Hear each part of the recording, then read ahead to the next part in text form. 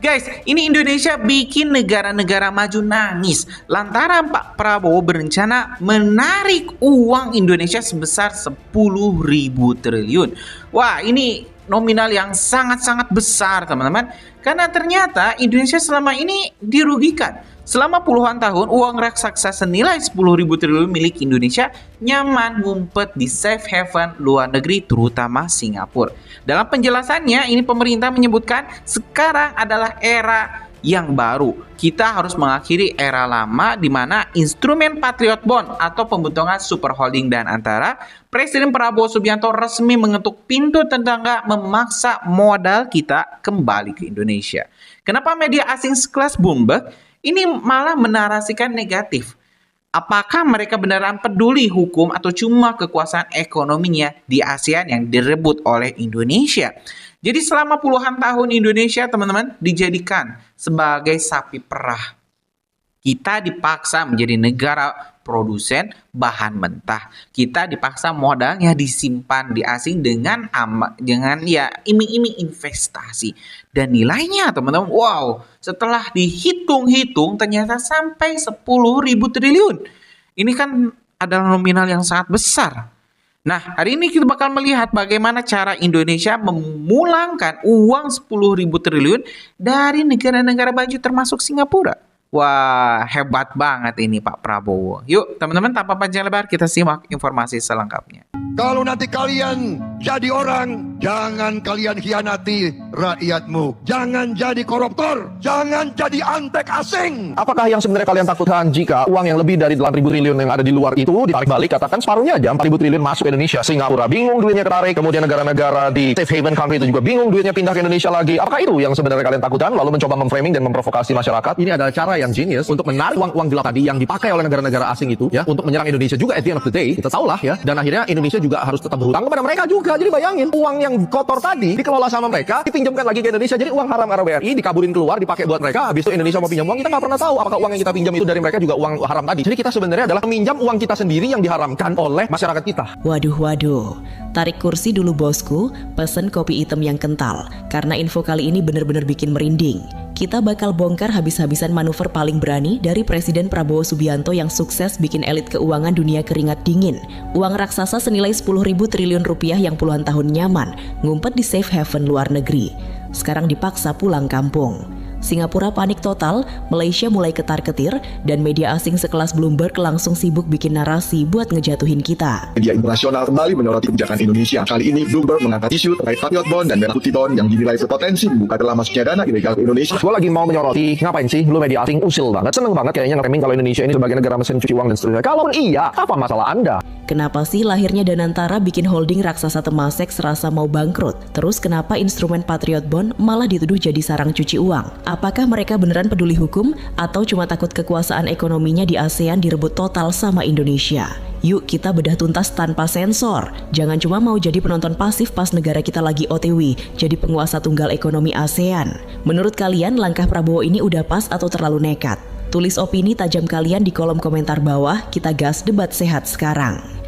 Selamat datang di warung kopi geopolitik kita hari ini.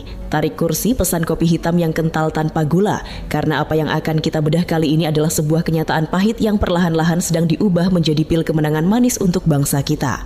Mari kita bicara jujur, terbuka, dan tanpa basa-basi tentang sebuah pergeseran lempeng tektonik ekonomi di Asia Tenggara yang selama beberapa dekade ini tabu untuk dibicarakan di panggung terbuka. Selama puluhan tahun kita seperti melihat sebuah panggung komedi yang ironis.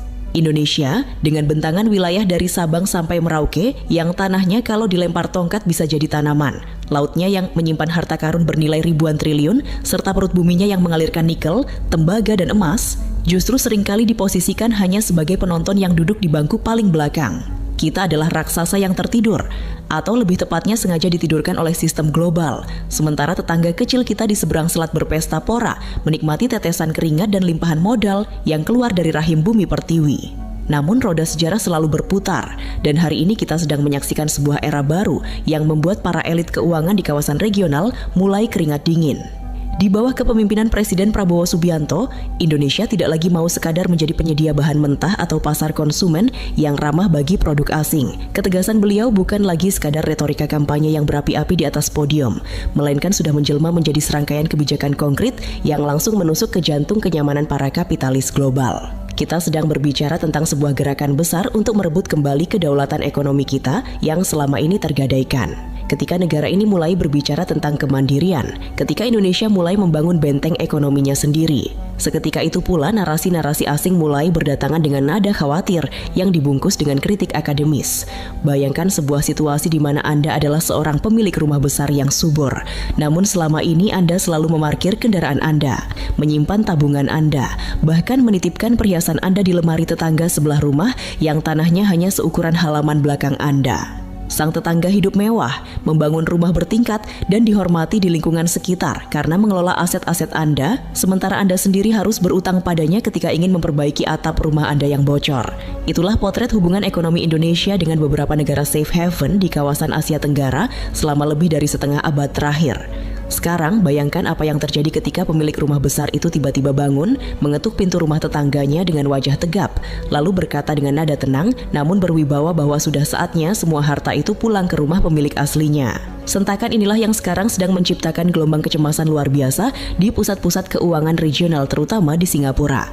Mari kita kupas tuntas babak pertama dari pergulatan ini, sebuah operasi raksasa yang bisa kita sebut sebagai pemulangan modal nasional terbesar dalam sejarah modern kita. Selama beberapa generasi ada sebuah rahasia umum yang menyedihkan di kalangan pengusaha dan elit ekonomi kita.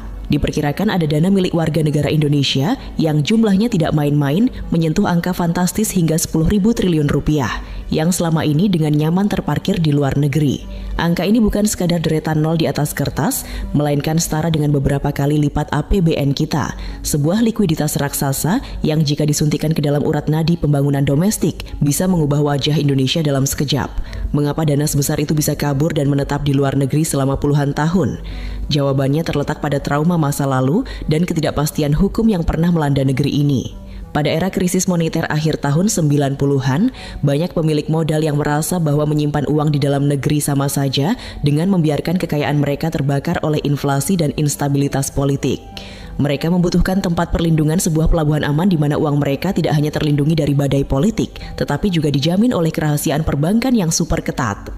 Disinilah Singapura masuk sebagai pahlawan bagi para pemilik modal tersebut, sekaligus menjadi penerima manfaat terbesar dari ketakutan kita. Dengan sistem hukum warisan Inggris yang kokoh, kepastian regulasi yang absolut, serta kebijakan pajak yang sangat bersahabat bagi korporasi dan individu kaya, pulau kecil di ujung semenanjung Malaya ini mentransformasikan dirinya menjadi pusat keuangan utama Asia Tenggara.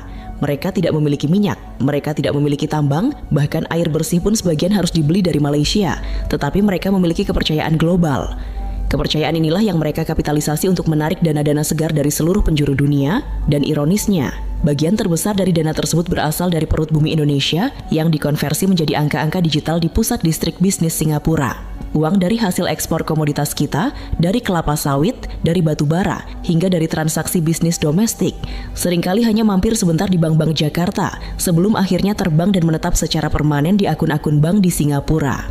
Pemerintah Singapura tentu saja sangat memahami bahwa likuiditas adalah darah bagi eksistensi mereka sebagai pusat keuangan dunia. Dana ribuan triliun milik orang Indonesia itu tidak diam di dalam brankas besi, melainkan diputar kembali oleh institusi keuangan mereka untuk membiayai proyek-proyek global, diinvestasikan ke instrumen-instrumen berkinerja tinggi, dan sebagian bahkan dipinjamkan kembali ke Indonesia dalam bentuk utang luar negeri dengan bunga yang menguntungkan mereka. Ini adalah sebuah lingkaran setan ekonomi yang sangat cerdik, sekaligus menyakitkan bagi kita.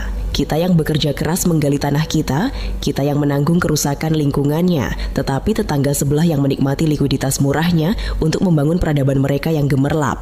Namun di era pemerintahan Presiden Prabowo Subianto, kenyamanan puluhan tahun ini mulai diguncang hingga ke fondasinya. Melalui visi kemandirian ekonomi yang tegas, pemerintah menyadari bahwa Indonesia tidak akan pernah bisa menjadi negara maju yang disegani jika kita terus-menerus mengemis investasi asing, sementara modal domestik kita sendiri dibiarkan menghidupi ekonomi negara lain.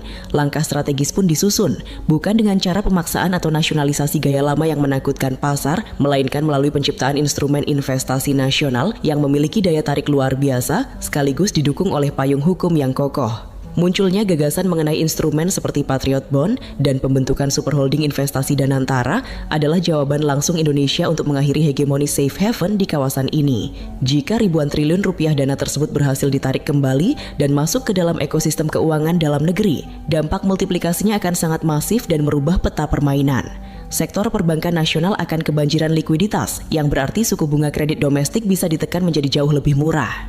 Pengusaha lokal, mulai dari skala UMKM hingga industri manufaktur besar, akan memiliki akses terhadap pembiayaan yang mudah dan murah tanpa harus bergantung pada pinjaman luar negeri yang rentan terhadap fluktuasi nilai tukar. Proyek-proyek infrastruktur strategis seperti pembangunan jaringan kereta api cepat, pelabuhan laut dalam, ketahanan pangan, hingga proyek hilirisasi industri yang membutuhkan modal raksasa tidak perlu lagi mengantre untuk mendapatkan pinjaman dari lembaga donor internasional atau negara-negara donor yang sering kali datang dengan membawa agenda politik tersembunyi. Kita bisa membiayai pembangunan kita sendiri dengan uang kita sendiri. Tentu saja dalam setiap pergeseran arus modal sekasar ini akan selalu ada pihak yang diuntungkan dan pihak yang dirugikan. Pihak yang diuntungkan secara mutlak adalah rakyat Indonesia dan kedaulatan ekonomi nasional kita. Lapangan kerja baru akan tercipta dalam skala yang belum pernah terjadi sebelumnya karena pabrik-pabrik baru dan pusat pertumbuhan ekonomi baru bermunculan di berbagai daerah, bukan hanya berpusat di Pulau Jawa. Pendapatan pajak negara akan melonjak tajam, memberikan ruang fiskal yang lebih luas bagi pemerintah untuk membangun sistem pendidikan yang berkualitas dan layanan kesehatan yang merata. Di sisi lain, pihak yang paling dirugikan adalah institusi-institusi keuangan di Singapura yang selama ini menikmati komisi, biaya pengelolaan aset, dan likuiditas gratis dari dana-dana pelarian tersebut. Jika bendungan modal itu jebol dan airnya mengalir kembali ke Indonesia, Singapura akan menghadapi tantangan eksistensial yang serius terhadap model ekonomi mereka yang sangat bergantung pada sektor jasa keuangan. Ketakutan inilah yang menjelaskan mengapa media-media asing terkemuka belakangan ini mulai gencar menyoroti setiap gerak-gerik kebijakan ekonomi pemerintahan Prabowo dengan nada yang cenderung skeptis dan penuh kekhawatiran. Mereka mulai menulis laporan panjang mengenai Danantara, mempertanyakan transparansi Patriot Bond, dan seolah-olah memperingatkan dunia bahwa Indonesia sedang mengambil langkah yang berisiko tinggi. Padahal, jika kita membaca di antara baris-baris artikel tersebut, apa yang sebenarnya mereka suarakan bukanlah kepedulian terhadap tata kelola keuangan Indonesia, melainkan kecemasan mendalam bahwa status quo ekonomi Asia Tenggara yang selama ini menguntungkan mereka akan segera berakhir. Keseimbangan ekonomi kawasan sedang bergeser dari sebuah pulau kecil berpenduduk beberapa juta jiwa menuju sebuah negara kepulauan raksasa dengan populasi hampir 300 juta jiwa yang mulai sadar akan kekuatan aslinya.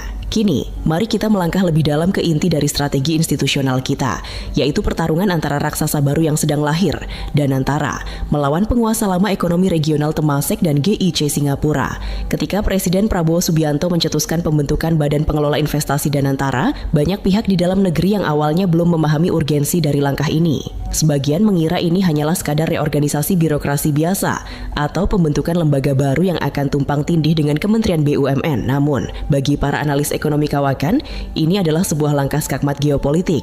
Danantara dirancang bukan untuk menjadi sekadar pengawas perusahaan pelat merah, melainkan sebuah superholding investasi yang mengonsolidasikan seluruh aset-aset strategis negara, menyatukan kekuatan finansial BUMN raksasa kita, dan bertindak sebagai sovereign wealth fund yang memiliki daya gedor luar biasa di panggung internasional.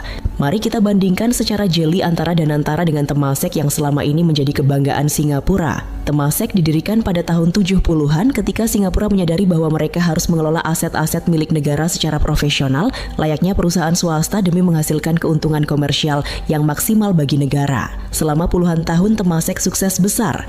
Mereka berinvestasi di berbagai sektor di seluruh dunia, mulai dari perbankan, telekomunikasi, hingga teknologi, termasuk membeli aset-aset strategis di Indonesia ketika kita sedang terpuruk pasca krisis. Namun Temasek memiliki satu kelemahan mendasar yang sifatnya permanen. Mereka tidak didukung oleh basis sumber daya alam dan pasar domestik yang real di dalam negaranya sendiri. Kekayaan Temasek sebagian besar adalah hasil dari permainan portofolio finansial di atas kertas dan investasi di luar negeri. Singapura adalah negara yang sudah mentok secara ruang fisik dan pertumbuhan demografi. Disinilah letak keunggulan strategis Danantara yang membuat model ekonomi Singapura terlihat rapuh dalam jangka panjang. Danantara tidak hanya berdiri di atas tumpukan uang tunai, tetapi di atas fondasi real ekonomi yang luar biasa kokoh.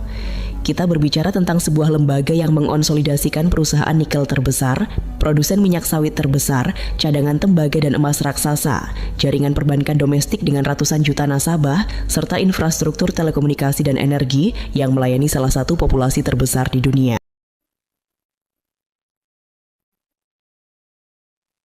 Ya, teman-teman, sudah kita simak ya informasi lengkapnya di mana sekali lagi Indonesia membuktikan kekuatan ekonominya layak diperhitungkan, bahkan teman-teman diakui dunia.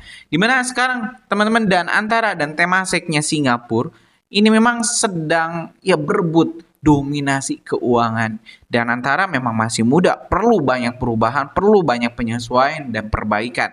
Sedangkan Temasek, teman-teman, yang berada di atas angin sedang ketar-ketir kepanasan karena ya mungkin saja Singapura akan jatuh. Karena sekali lagi kalau barusan teman-teman kita dengar Singapura ini sudah mentok, teman-teman, sudah mentok pembangunannya, demografinya sudah tidak bisa lagi membangun. Satu-satu hal yang bisa dilakukan oleh Singapura adalah melakukan atau ya tetap menjalankan praktek monopoli perdagangan dan juga bisnis. Kalau hal itu berakhir, ya berakhir juga negaranya. Sedangkan dan antara ini didukung oleh ekonomi real, teman-teman, didukung oleh kapasitas sumber daya alam yang sangat melimpah dan juga total populasi yang sangat besar di Asia Tenggara. Jadi gimana menurut kalian, teman-teman, punya pendapat lain? Coba deh tulis di kolom komentar. Ya, mungkin itu informasi kita hari ini. Terima kasih. Assalamualaikum warahmatullahi wabarakatuh.